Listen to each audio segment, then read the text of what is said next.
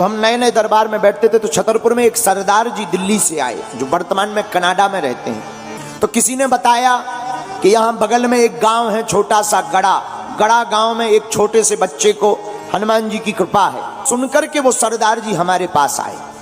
हम दरबार में बैठे हुए थे, 40-50 लोग बैठे थे। के बाद हमने सरदार जी को बुलाया, आइए आपकी अर्जी स्वीकार है। वो आए, आकर बैठ गए। हमने पर्चा बनाया। हमने कहा बताइए क्या बात है। हमारे कोई संतान नहीं है। हमने पर्चा पढ़वाया। हमने कहा पढ़िए, आप संतान की कामना लेकर आए हैं, कोई संतति नहीं है, हो जाएगी आशीर्वाद। लेकिन व्यक्ति को यह सुनकर प्रसन्नता होती है, उस आदमी को नहीं हो। तो हम थोड़ा चौंके।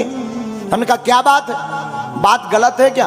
बोले नहीं, बात तो ठीक है लेकिन आपको ज्ञान बिल्कुल भी नहीं है, ठन ठन गोपाला है, ऐसा बोले सीधा। हमें बड़ा बुरा लगा। पहली बार किसी ने हमारी बेइज्जती की होगी। पसीना आ गया। हमने कहा आखिर ऐसी क्यों? बोले आप नहीं जानते, बेफिजूली का ढोंग घुमाए घूम रहे हो, पैसा कमाने के ढंग है, केवल बातें लिख पर पाते हो। हमने कहा अब भगवान जाने। हमने कहा भाई कारण बताओ। बोले पंडित जी आपने कहा कि जाओ संतान हो जाएगी। संतान कैसे होगी? हमारी पत्नी का तो ऑपरेशन हो चुका है, गर्भाशय का, बच्चादानी का।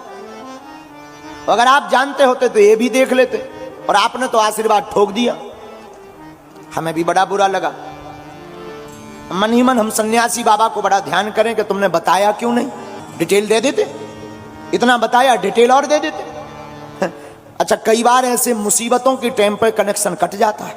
मन ही मन बड़ी पीड़ा हुई। अब 60-70 लोग सामने बैठे थे तो फिर और पसीना आया कि नाक कट ही गई आज।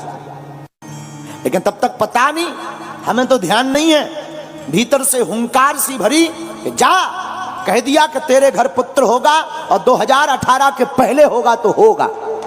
उसने वो पर्चा लिया और ऐसा एक टेबल रखी थी, टेबल पे रखा। बोले तुम नहीं जानते ठन ठन गोपाला, दें बड़े चलो, चिल्लाते और ऐसा कह के चला गया। और हमारी जिंदगी का पहला चमत्कार था ये। तो हमें सेवादारों ने बताया कि कोई इतनी तपती दोपहरी में दंडवत करता हुआ आया है। लेकिन वही सरदार जी 4-5 अपने परिवारजनों को लेकर के आए। के साथ में एक बड़े स्पेशलिस्ट डॉक्टर, आंखों में आंसू भरते हुए रोते हुए बोले गुरुजी आपने हमें पहचाना?